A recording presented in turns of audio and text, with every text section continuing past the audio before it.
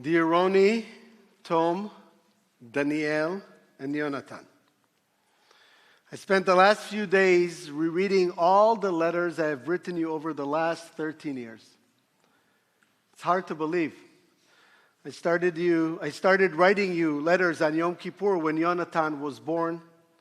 Roni and Tom celebrated their bat mitzvah, and Danielle started first grade. 13 years passed, and now Roni and Tom, your amazing 26-year-old woman, Danielle is a soldier in the IDF, and in 3 weeks, Yonatan will become a bar mitzvah. I read over the letters about prayer, fear, honesty, and hope, about anti-Semitism, about the environment, and about gratitude. I shared with you my thoughts about what it means to be a Reformed Jew in the place of politics and temple. I love writing to you, even when it's about difficult topics. Last year about God on October 7th, and the year before about my own wishes to die with dignity. But none was a hard letter to write as this one, because it's a letter about Israel. It's hard because we're living in such uncertainty as to what is going to happen. It's hard because I will be reading this letter to my congregation, among whom the issue of Israel has become full of tension, raw emotions, and the explosive potential to end relationships. It's hard because I love Israel so much. And as big as my love is, so is my pain. But knowing how madly I am in love with this crazy, colorful, vibrant, complicated country, at least I find comfort that no one will blame me for being an anti-Zionist. You see, as a child, I grew up in Jerusalem. The smell of the alleys of the old city and the taste of the hummus and the rogalach in Machne Yehuda market are still engraved in my memory. I cried, I really did, as an 8-year-old, when Israel for the first time won the Eurovision competition, song competition, and the European title in basketball. I stood silent year after year in the memorial ceremonies for the fallen soldiers that took place in my high school, noticing how the list of fallen soldiers among the graduates became longer and longer every year. And when it was my turn, I joined an elite unit of the paratroopers, and I put my life at risk in operations in Lebanon and in the West Bank, facing the angry mobs of the First Intifada, the Palestinian uprising in 1987. I hiked all around Israel, always with a Bible in my backpack, learning and understanding the deep connection of our people with the land. I slept many nights in the desert, gazing at the same stars Abraham did as he entered into a covenant with God. And then as a tour guide, it became my life mission to cause people to fall in love with Israel. And all those years, I continued to serve my country as a fighter in the reserves, while always believing and fighting for peace. Even after Rabin was murdered, even when buses exploded in Jerusalem, even as my own friends became the names being read on that list in that same memorial ceremony at my high school. I love Israel more than words can describe. Only Israeli music makes me cry. Only Israel comedians make me laugh. I read the Israeli papers before I open the Americans one, and I still dream mostly, as I recently discovered, I still dream mostly in Hebrew. No one can blame me that the words I'm about to share with you are not coming from a loving heart. A few months ago, Morley asked me a hypothetical question. She asked me, what would I say if I could make the decision about where you, my children, should live as adults? If I had the power to make the decision for you, where would I want you to live? Roni and Tom, soon enough, you'll begin to start building your own families. And Danielle, soon enough, you'll be out of the army, and the world will be your oyster, a kosher one under rabbinical supervision. And Yonatan, in 5 years, you will have to go to the army. And I'm already losing sleep. So where would I want you to live? Morley was very surprised when I said Israel. It's not that I don't want you close to me. God knows how much I miss you. And it's not that I think that you wouldn't have an amazing life anywhere you choose. But living in Israel is the most unique Jewish experience of our times. We, my friends, are living in historic times. For 2,000 years, our people could only dream about living in Israel. They wished each other each year, next year in Jerusalem, at the end of Yom Kippur, at the end of the Passover Seder. They prayed facing east, and they broke a glass at the end of their weddings, pledging never to forget Jerusalem. And after 2,000 years, that dream became a reality. The state of Israel was established, and its founders spoke about creating a just, egalitarian society, a light unto the nations. They believed that from Zion Torah shall come forth. And they had a reason to believe so, because for 3,000 years, Jews have had a role in making this world a better place. We introduced to the world the concept of monotheism, of the weekend, the Ten Commandments, and what it means for a society to accept a minority living among it. We taught the world, "Ve'ahavta le'aracha kamocha," love your fellow human as yourself. And it is us that spread the teaching of justice, justice you shall pursue. We, the little tiny, insignificant in numbers, who survived against all odds, persecution and pogroms and the Holocaust, we taught the world something about resilience, about faith, about hope. We taught them about the value of debate, which is practiced on every page of Talmud, and of speaking truth to power. And we were the first to demonstrate how education can serve as a means to advancement rather than military power. We, only 0.2% of the world population, represent over 20% of Nobel Prize recipients. And ours are Kafka and Chagall and Hannah Arendt and Breuer and Einstein and Freud, countless amazing people who made significant contribution to the world in every possible field. And so when Israel was established, just imagine the potential of all this talent being able to concentrate in one place, to dream and to speak and to create in Hebrew. And indeed, very fast, Israel became a source of light to the world. A little country that started from nothing and was able in 3/4 of a century to provide groundbreaking technology used all over the world, in agriculture, in water desalination, in medicine, in military, in computing, in cybersecurity. The state of Israel, with all its challenges and complications and meshugas, with all its imperfections, and with all the Israelis who we do not what standing in line means. We don't have lines here in Israel. With all of that, somehow, against all odds, it fulfilled its destiny and became a light unto the nations. But that light, my friends, is dimming. That light, my children, that flame that once blazed, is now flickering. For today, Israel is experiencing a crisis. It is Professor Yuval Noah Harari, he wrote Sapiens, many of you read it, who coined the term in an interview he recently gave. He said that he believes Judaism is facing its biggest spiritual catastrophe since the destruction of the Second Temple, describing and warning of a potential doomsday, a doomsday scenario that could destroy 2,000 years of Jewish thinking and culture and existence, not just in Israel. He warns that this battle threatens to change the very meaning of Judaism all over the world.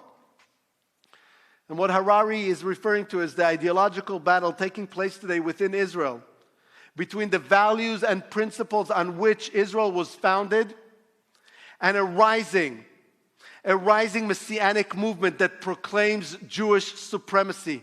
He's talking about the normalization of zealot, fanatic, extreme Jewish racist supremacists within Israel and the Jewish world. I think I can explain this best by looking at the story of Meir Kahane. Kahane, an American Orthodox rabbi, formed in 1968 the Militant Jewish Defense League, the JDL.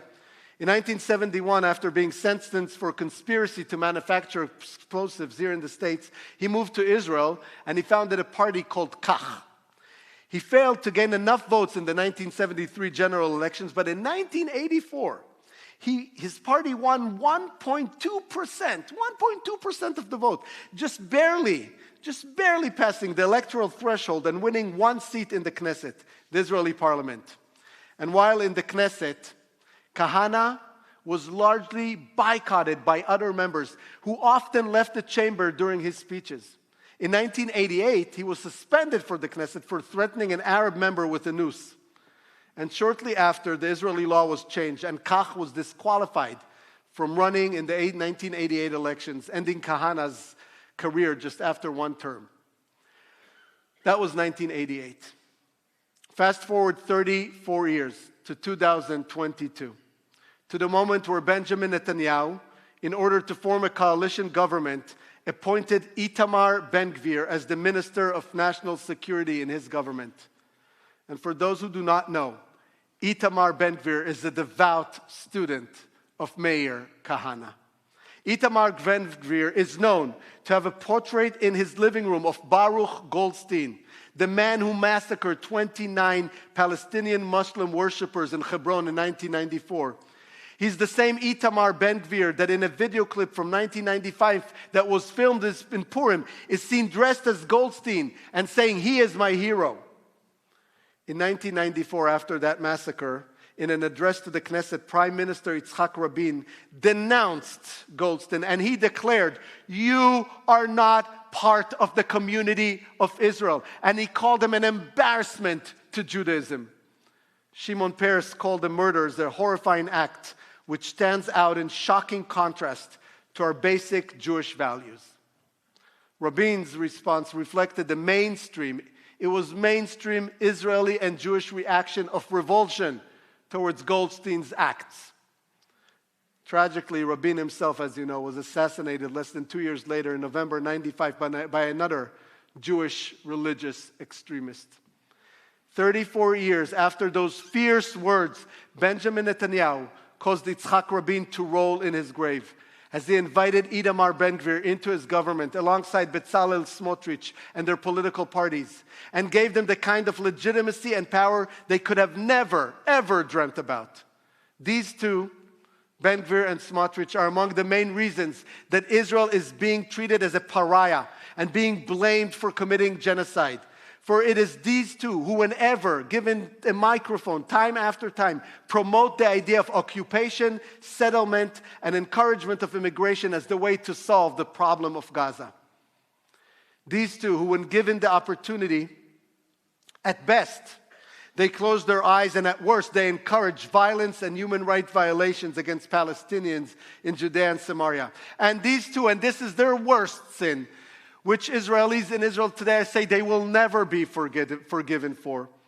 These two and their respective party members have done all they could and can by threatening to throw down the government, to stop any hostage release deal that requires Israel to stop its military actions in Gaza and to release Palestinian terrorists from Israeli prisons. A horrible price. And I have to say this, it's a horrible price, and we know this. Israelis know it. Releasing terrorists from prisons and not finishing the job is a horrible price, but it's a price that 80% of Israelis are unwillingly to pay. And what is so painful to know is that these two together only represent 11% of the Israeli voters. It's only because of the political system in Israel that requires the building of coalitions that these two received so much power in the government. And it's only because of Netanyahu's desperate need to remain in power that he legitimized the same people that he himself, and go check this fact, he himself 3 years earlier said, "They will never be members of my cabinet." This, my children, this, my friends, is the spiritual catastrophe that Yuval Noah Harari is warning us against. Listen, I don't have a solution to what is happening now in Gaza. Like 80% of Israelis, I want this war to end, and I want the hostages home, achshav, now. But I also want to secure that Hamas no longer is capable of risking Israeli lives, that they no longer have the ability to hold the people of Gaza as their hostages, hiding behind women and children who have paid the highest price of this war so far. I don't have a solution, but I do have a deep conviction that no matter what happens, no matter how traumatized we are by events of October, no matter how much we seek revenge, we need to go back to the basic teaching of Prophet Zechariah. Not by might and not by power, but by Spirit alone shall we live in peace, says the Lord of hosts. My dear children, my dear congregation, on this holiest day of the year, we stand before God and before each other, seeking forgiveness and renewal. And I want to tell you what I believe with every fiber of my being. We are facing challenging times. There are evil powers in Israel that are causing the entire Jewish world to be attacked. These powers are small in numbers, but mighty in their vision to create a different vision of Israel. But my friends, my children, the story of Israel is not over. The dream is not dead. Yes, we're living through a dark chapter. Yes, the moral clarity we once felt has been clouded by extremism and fear. Yes, the voices of hate have grown louder, and the center has struggled to hold. But I have seen Israelis rise from the ashes before. I have seen her children choose hope over despair, dialogue over violence, and coexistence over division. I have witnessed ordinary Israelis, Jews and Arabs alike, who refuse to let extremists define who we are. I have seen hundreds of thousands of Israelis that march every week in the streets despite being ignored, despite being called traitors, despite being demonized. And they march. They march not because they think anyone in the government is listening to them. They march so that they do not despair. They march so that you don't despair. They march to keep the flickering light alive. As Ron, my friend, said to me just a few days ago, I march not because I think I can change the government. I march to make sure that I don't change. The Israel I love, the Israel I want you to live in, is not the Israel of Ben Gvir and Smotrich. It's the Israel of the multitudes who gather in the streets calling for peace and democracy, the thousands who volunteer to help wounded soldiers, the post-traumatic children of the Gaza envelope, and the struggling spouses of those who are serving 300 and more days in reserves. It is the Israel of people like my friend Sigal, whose son Asaf, her son Asaf has been serving as a front unit soldier in Gaza for the last 2 years. It's the Israel of Sugal who hasn't slept for 2 years.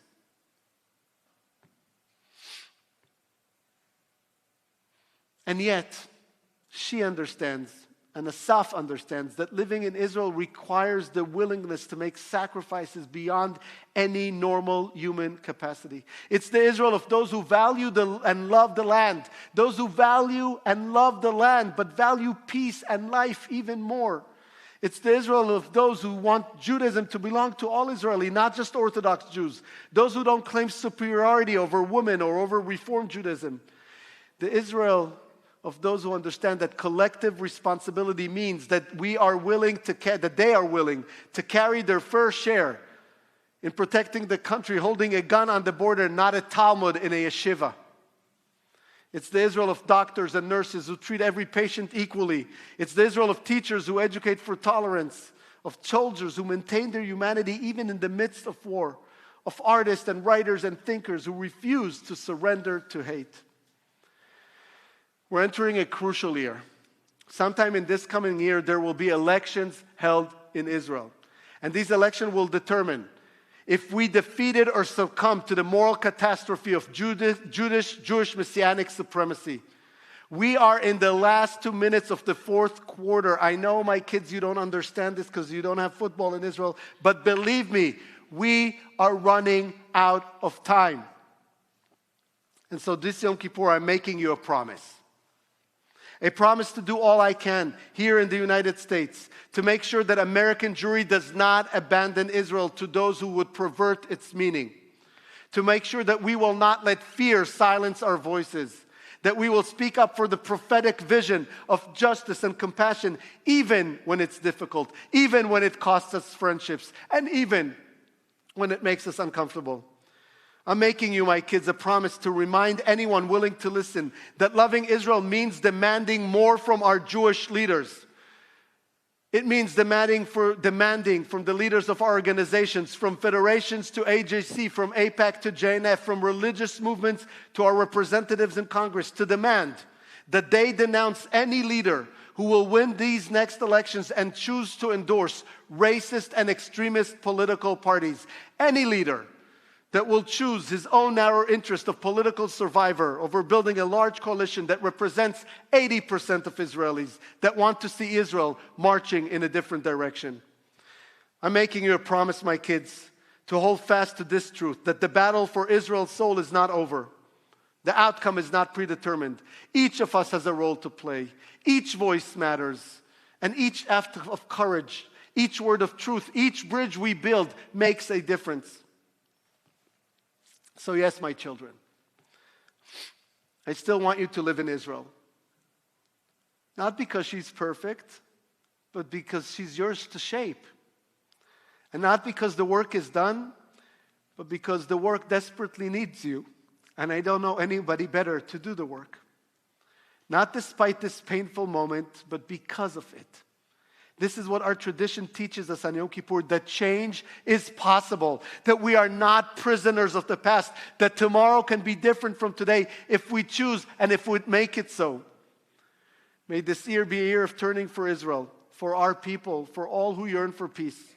May we have the courage to speak truth with love, to criticize with hope, to demand justice with compassion.